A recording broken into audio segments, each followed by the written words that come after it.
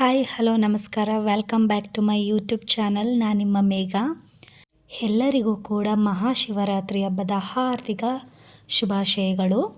ನಮ್ಮ ಮನೇಲಿ ಯಾವ ಥರ ನಾವು ಶಿವರಾತ್ರಿ ಹಬ್ಬನ ಆಚರಿಸ್ತೀವಿ ಅಂದರೆ, ನಾನು ಜಸ್ಟ್ ಪೂಜೆ ಮಾಡಿದ್ನಲ್ಲ ಅಲ್ಲಿಂದ ವಿಡಿಯೋ ಕ್ಲಿಪ್ ಮಾಡಿದ್ದೀನಿ. ನಾನು ಪೂಜೆ ಮಾಡೋದು ವಿಡಿಯೋ ಕ್ಲಿಪ್ ಮಾಡೋಕ್ಕಾಗಲಿಲ್ಲ. ಸೊ ನಮ್ಮಮ್ಮ ಪೂಜೆ ಮಾಡೋದನ್ನ ನಾನು ವಿಡಿಯೋ ಕ್ಲಿಪ್ಸ್ಗಳು ತೆಗೊಂಡಿದ್ದೀನಿ. ನಮ್ಮಮ್ಮ ಮಾಡ್ತಿರ್ಬೇಕಾದ್ರೆ ಹಂಗೆ ವಿಡಿಯೋ ಮಾಡಿದ್ದೆ. ಸೊ ನಮ್ಮ ಮನೇಲಿ ನಾವು ಯಾವ ಥರ ಹಬ್ಬ ಆಚರಿಸ್ತೀವಿ ಅಂತ ನಿಮಗೆಲ್ಲ ಈ ವಿಡಿಯೋ ಮುಖಾಂತರ ತೋರಿಸ್ಕೊಡ್ತೀನಿ. ಬೆಳಿಗ್ಗೆನೇ ದೇವ್ರ ಮನೆಯೆಲ್ಲ ಕ್ಲೀನಾಗಿ ನೀಟಾಗಿ ಮಾಡಿಟ್ಕೊಂಡು ದೇವ್ರ ಪಾತ್ರೆ ಎಲ್ಲ ತೊಳೆದು ದೇವರಿಗೆ ಹೂವಿನ ಅಲಂಕಾರ ಮಾಡಿ ದೀಪ ಹಚ್ಚಿ ಗಂಧದ ಕಡ್ಡಿ ಹಿಡ್ದು ಪೂಜೆ ಎಲ್ಲ ಮಾಡ್ತೀವಿ.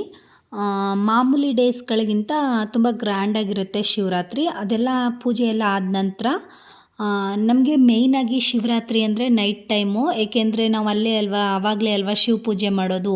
ಹಾಗಾಗಿ ಆವಾಗ ಈ ಲಿಂಗನ ಈ ಥರ ಹಸ್ತದಲ್ಲಿ ಇಟ್ಟು ಇವೆರಡು ಬೆರಳನ್ನು ಈ ಥರ ಇಟ್ಕೊಂಡು ಲಿಂಗಕ್ಕೆ ನೀರು ಹಾಕಿ ಅದನ್ನು ತೊಳೆದು ಮತ್ತು ಅಲ್ಲಿಗೆ ಹಾಲು, ಮೊಸರು, ಸಕ್ಕರೆ, ತುಪ್ಪ, ಎಳೆನೀರು ಮತ್ತು ಸಕ್ಕರೆ ಇಷ್ಟನ್ನು ಹಾಕಿ ಅದಕ್ಕೆ ಇನ್ನೂ ಏನೇನೋ ಹಾಕ್ತಾರೆ. ನಾನು ಐಟಮ್ಸ್ಗಳು ಕರೆಕ್ಟಾಗಿ ನನಗೆ ಗೊತ್ತಿಲ್ಲ.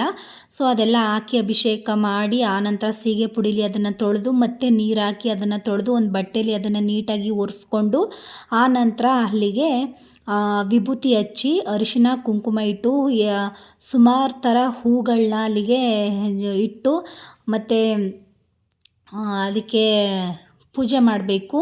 ಗಂಧದ ಕಡ್ಡಿ ಹಚ್ಚಿ ಪೂಜೆ ಮಾಡಿ ಮತ್ತು ಕರ್ಪೂರ ಹಚ್ಚಿ ಪೂಜೆ ಮಾಡಿ ಅದಕ್ಕೆ ಈ ಥರ ಮಾಡಬೇಕು. ಮತ್ತು ಯಾವ ಥರ ನಾವು ಮಾಡ್ತಿದ್ದೀವಿ ಅಂತ ನೀವೇ ಈ ವಿಡಿಯೋ ಮುಖಾಂತರ ಗೊತ್ತಾಗುತ್ತೆ ನೋಡಿ.